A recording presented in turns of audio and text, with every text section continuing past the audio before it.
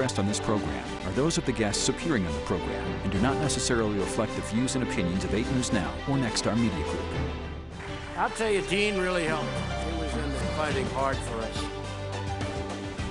Tonight on Politics Now, President Donald Trump praises Senator Dean Heller during his speech at the state Republican Party convention in Las Vegas. What he had to say about immigration, tariffs, and the Democrats. Plus, some asylum seekers at the border are giving up hope of immigrating legally and trying to cross the border illegally. Our Washington, D.C. correspondent Alexandra Limon heads to the border to find out why. And Adam Laxalt calls Steve Sisolak the most liberal candidate to run for governor in this state. I'll tell you about the candidates who were way more progressive than Sisolak. From 8 News Now, this is Politics Now with Steve Sebelius and Patrick Walker.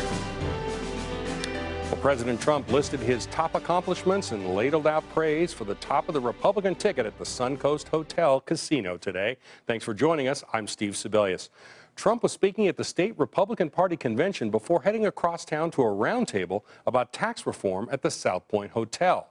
At the Suncoast, he started off by calling up Senator Dean Heller, gubernatorial candidate Adam Laxalt, and congressional candidate Danny Tarkanian, shaking their hands and promising he would be back to campaign for them a lot.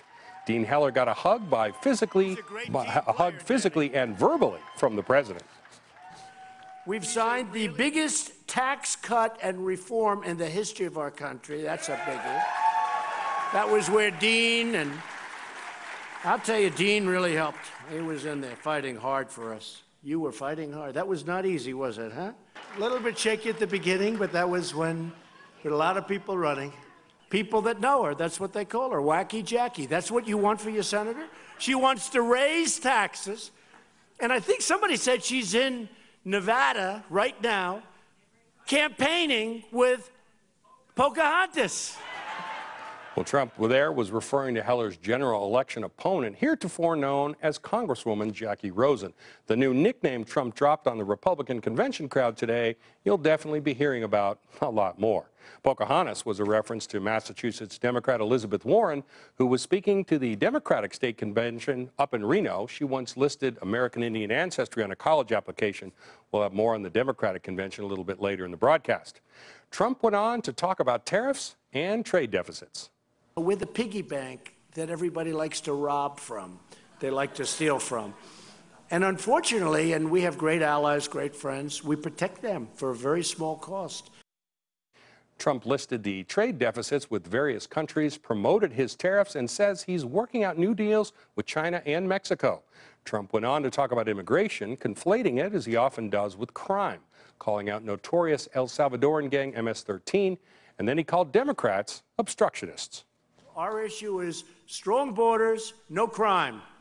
Their issue is open borders. Let MS-13 all over our country. That's what's going to happen. We need people to come in, but they have to be people that love this country, can love our country, and can really help us to make America great again. The crowd's only chant today during that 40-minute speech, roughly, was "Build that wall." Trump also mocked the idea of hiring more immigration judges to process the big backlogs in immigration applications and called America's immigration laws a laughingstock. One thing noticeably absent from Trump's speech was the children on the border being kept in cages. Finally, after saying Democrats can't pronounce the state's name correctly, he signed off like this.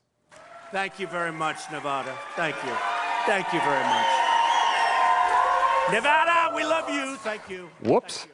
As we mentioned, the Democrats held their state party convention up in Reno this weekend. Massachusetts Senator Elizabeth Warren, as we said, was the keynote speaker. You can watch full coverage of that convention tonight on 8 News Now at 6 o'clock. One thing convention speakers there talked about that Trump did not talk about was the children who are being kept in cages at the border. Now, President Trump signed an executive order this week that would potentially stop the future separation of parents and children there.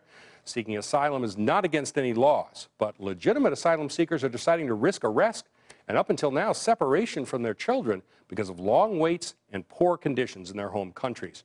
Our Washington correspondent Alexander Limon was at the U.S.-Mexico border this weekend along with lawmakers and explains why it's happening. You're not welcome here. Senator Jeff Merkley of Oregon says that's the message America is sending to asylum seekers. We will greet you on our shore.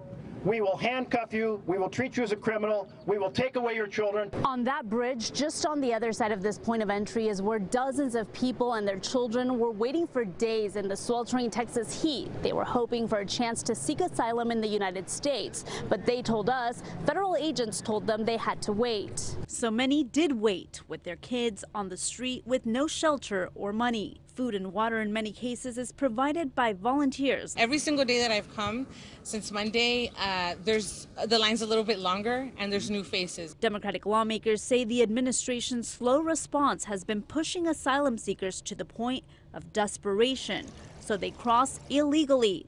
Then they're caught and prosecuted under zero tolerance.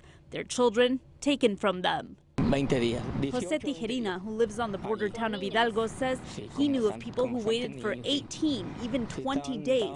But the chief of the Rio Grande Valley Border Patrol sector, Manuel Padilla, defends immigration officials' actions. If you are talking about a legitimate asylum claim that has been separated and prosecuted, I am not aware of it. Federal officials have looked into reports that even toddlers and babies have been taken from their parents and now admit these extremely young children are being held at so-called tender age shelters. But they say they don't know how many children that young are in government custody. Alexandra Limon reporting. Well, ICE uses 2 detention facilities in southern Nevada. In the past couple of weeks, the UNLV Immigration Clinic has been receiving calls from parents who are in immigration custody in southern Nevada and are looking to be reunited with their children. Well, the race for governor is heating up, and Adam Laxalt has wasted no time going after Steve Sisolak. Here's what he said on KNPR's State of Nevada the day after the election. The fact that Steve Sisolak is the most liberal candidate that's ever run for governor in this state, I think is going to help a lot. But with all due respect to Attorney General Laxalt, Sisolak isn't even the most liberal candidate to run for governor in this election. In fact, he may not even be in the top 5 most liberal candidates to run in the last 30 years. Top honors for that go to Sisolak's opponent in the Democratic primary this year, Christine Kiliani. Not only did she begin efforts to legalize medical marijuana in the state, but she was a reliable vote for organized labor, taxes, and public schools. Next comes State Senator Joe Neal, who ran in the Democratic primary in 1998 and the general election in 2002. Neal was a civil rights pioneer and campaigned on raising the state's gambling tax. Then there's Dina Titus, who ran for governor in 2006. Her campaign included controls on development in pre-recession Las Vegas. After Titus, there's former Las Vegas Mayor Jan Jones. Jones ran in the 1994 primary and won the nomination in 1998. And Roy Reed, son of Harry Reid, rounds out the top 5. The fact that Harry Reid was also on the ballot that year contributed to his loss at the hands of a former federal judge named Brian Sandoval. Now, those are just the Democrats. Moderate Republicans, including Kenny Gwynn and incumbent Brian Sandoval, both raised taxes during their terms, too. Sisolak may be a Democrat, but as he himself once said, he's the most conservative Democrat you've ever seen.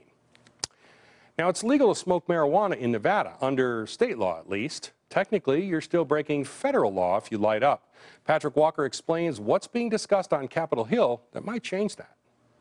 Hi, how are you today? Can I see your ID, please? Are you very familiar with edibles at all, sir? Marijuana sales are still going strong. Your total today is going to be $85.14 out of 100. Nearly 1 year into retail sales in the Silver State. Your total today is $171.47, okay? Here in Nevada, walking into a dispensary and buying some product is almost like walking into the liquor store. But across most of the rest of the country, it's not the same view.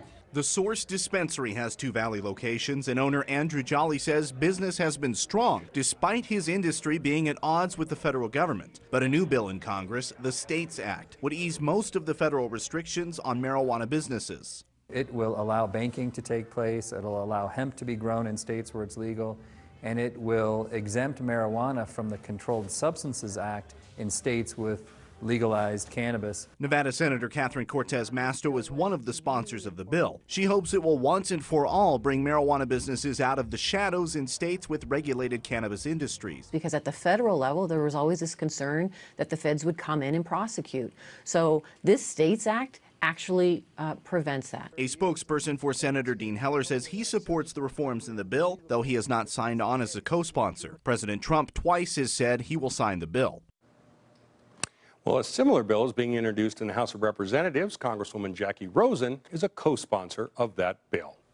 Well, coming up, should we put the brakes on growth? We want to debate it before you run out of water, as opposed to 20 years or 30 years from now when we run out of water. I talked with County Commission candidate Tick Segerblom about that, his opponent asking for a recount, and his priorities if he wins the general election. That's coming up next on Politics Now. And the answer to a trivia question that might help you win a bar bet with your friends. Which political party, other than Democrats and Republicans, has managed to hold the governor's mansion in Nevada? I'll tell you next as Politics Now continues.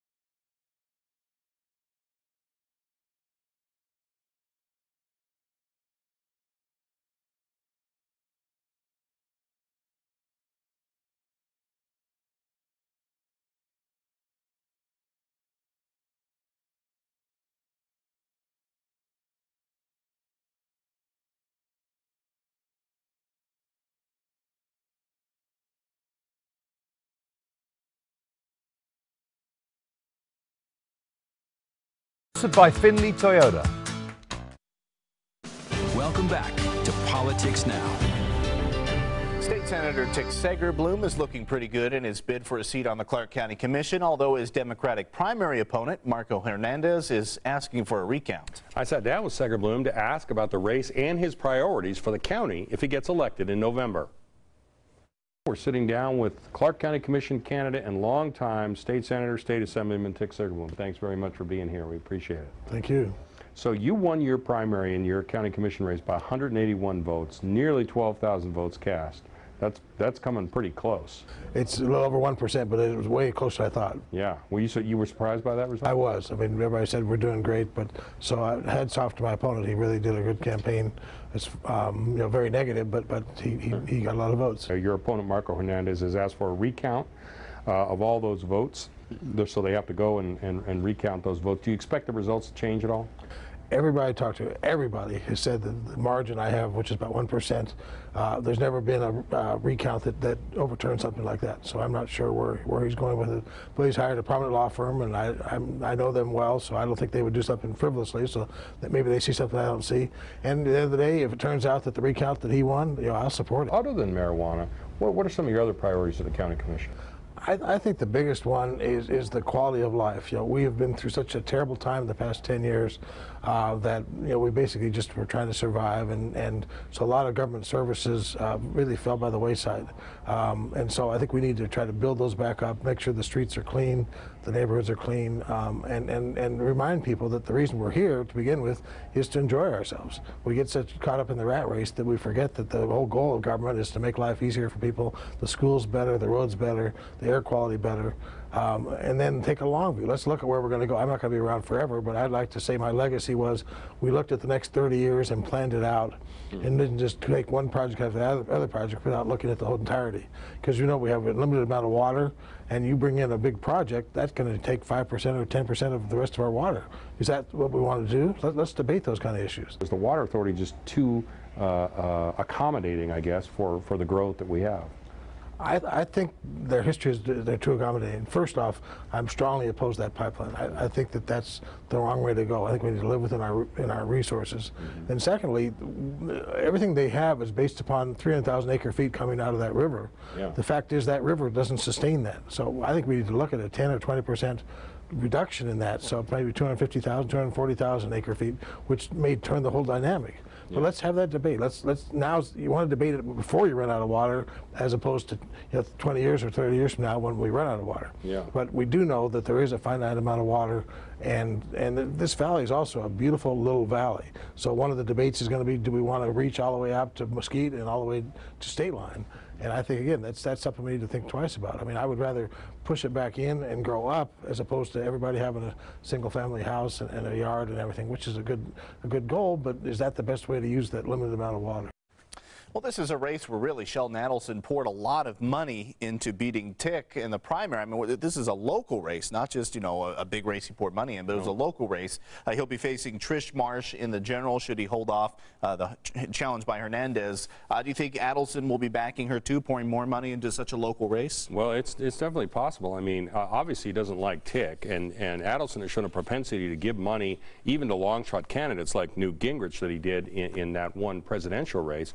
But this is an overwhelmingly Democratic district. I mean, Democrats outnumber Republicans by more than 2 to 1. Even nonpartisans have more voters in this district than do the Republicans. So it seems like it would really be wasted money. The time for Adelson to really, if he wanted to stop Tick from getting onto the county commission, was the primary, and he took his best shot apparently. Well, how to handle children at the border? If you're illegal, do not even let them in. Period. End of story. You see children in cages because that is what is actually occurring. Well, the face-off panel weighs in on this heated topic. Next on Politics Now. And the county wants to redo one race from the June 12th primary election. What went wrong and the high price tag that comes with it.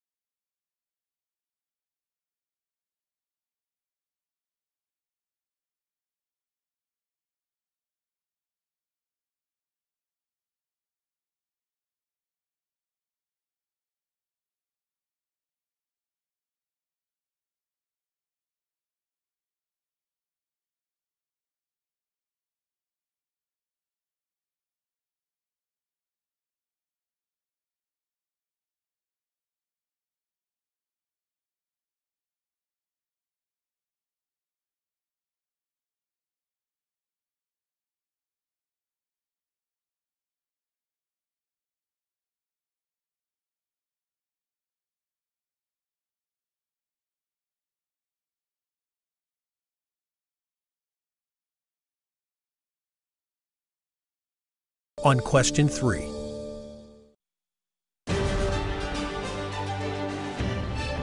Well, there's been one major political talking point this week across the country. That's children being separated from parents and kept in cages at the border. We had our face-off panel weigh in. Here are KXNT radio host Alan Stock and Battleborn Progress Executive Director Annette Magnus. Is it a good idea or a bad idea? I don't think it's a good idea. What I think is the mistake from every administration, and I would hope this administration has the testicular fortitude to turn around and say, you know what, we're not going to let you in to this country if you're illegal. Do not even let them in. Period. End of story. We let them know when they were starting to march, this one group from southern border of Mexico to Guatemala, and they were coming up here. Our cameras, our news cameras were on them day and night. Everyone, I mean, CNN and Fox and everyone. And they were all saying to them, you know, you're not going to be able to get in. Trump's not going to let you in. You're considered illegal. And they go, well, we're coming in anyway. We're going to do it anyway. Okay, well, these folks are illegal aliens saying that they can bust in there. Well, if they came to your house, and they said, I want in, you have to let them in? You don't. If you're legal, you should be able to stand in line, do it the right way. What this administration has done, though, is they have a no-tolerance policy for any of this, because they're an administration full of racists, and they don't want to see black and brown people not incarcerated. They want as many of these people in jail as possible. And so what has occurred now is you see children in cages, because that is what is actually occurring. Now, this executive order that Donald Trump signed, it's BS. Let's be honest, it's BS. First of all, the children will not be reunited with their parents, the ones that are already separated, the almost 3,000 kids that are already separated from their parents. And number two, now where do those kids go? Probably into our foster care system, because there's nowhere else for them to go, because they don't even know, in some cases, who their parents are.